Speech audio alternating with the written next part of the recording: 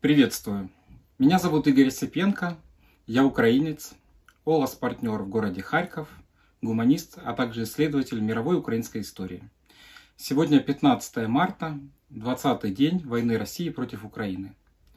Вчера, 14 марта, в Кривом Роге неизвестные внесли правки в надпись на памятник Богдану Хмельницкому. Фразу «навеки един с великим русским народом» заменили на «навеки един с великим украинским народом». Что означает и чем так важен этот арт-перформанс? И с каких пор украинцы и россияне являются братскими народами? 1954 год. Новоизбранный первый секретарь ЦК Никита Хрущев присоединяет Крым к Украине и организует беспрецедентное празднование 300-летия воссоединения Украины с Россией. Размах праздника поражает. 23 мая в Киеве, Харькове, Переяславе, во Львове, Севастополе, Одессе, а также в Москве велено провести парад войск и салютировать 20 артиллерийскими залпами.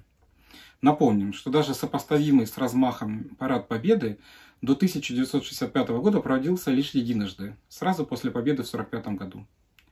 Слоган «Навіки разом» под тщательным контролем верхов был размещен и растиражирован на сотнях тысяч единиц товаров бытового потребления. От коробочек с карамелью и фарфоровых сервизов до туалетного мыла и нашивок на ночных сорочках. Все для того, чтобы ни один человек не сомневался в истинности этого события. Связующим звеном между якобы вечным союзом братских народов был избран образ Богдана Хмельницкого, при участии которого якобы были подписаны Переяславские статьи 1654 года. Документы, свидетельствующие о вхождении Украины в состав России. В 1954 году сотни улиц и площадей по всем городам Украины, России, Белоруссии, от западного Калининграда до восточного Благовещенска переименовываются в его честь, в честь украинского гетьмана. Как же получилось, что главный герой и борец Украины за независимость стал позиционироваться как ключевой идеолог союза с Россией? Как обычно, все дело в системной и продуманной пропаганде. Январь 1648 года. Начало национально-освободительной войны Богдана Хмельницкого, начавшейся на Никитинской сечи против Речи Посполитой. На протяжении нескольких лет украинская армия ведет непрекращающиеся бои за свою свободу. Именно в это время были выиграны знаменитые битвы под Желтыми водами и Корсунем, которые мы изучали в школе. После 5 лет противостояния казаков, полякам и Речи Посполитой русский царь, до того отказывающийся давать хоть какую-то военную помощь братскому народу, после очередного обращения Хмельницкого создавает Земский собор.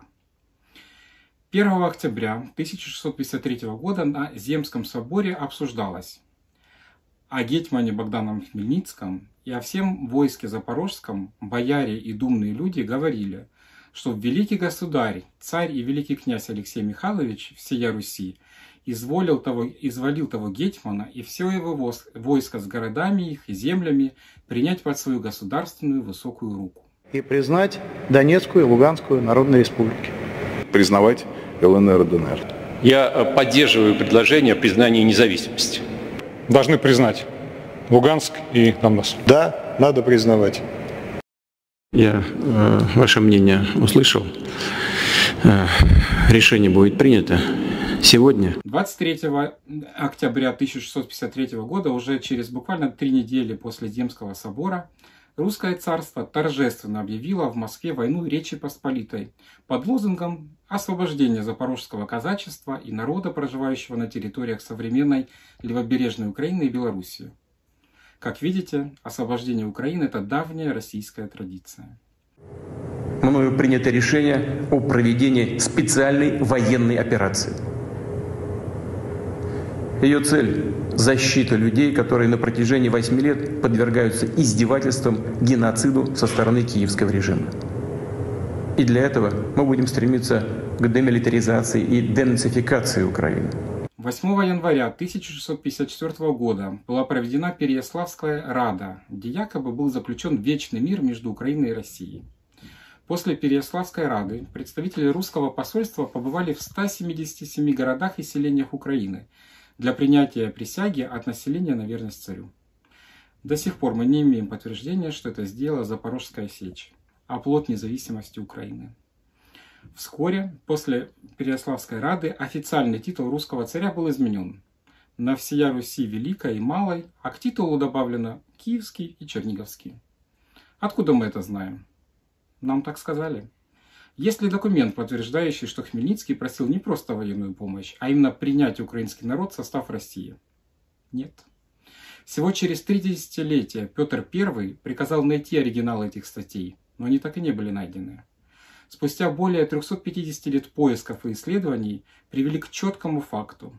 Переяславские угоды – это миф, масштабно растиражированный советской властью целью привязать украинскую историю к российской, чтобы отрицать право Украины на свой собственный исторический выбор и оправдать агрессию против нашего народа. Россияне, даже если вы говорите, что мы братский народ, то обычно братья живут отдельно. У каждого из них свой дом, свои семьи. Они не пытаются убивать друг друга и ходят друг к другу в гости только с обоюдного согласия. Друзья, давайте продолжать знакомиться с нашей настоящей историей и избавляться от тех советских и царских исторических наслоений, которые создавались столетиями. И, кстати, напишите нам в комментариях, в каком городе украинского Крыма вы бы хотели провести олос-метафору этим летом. Слава Украине!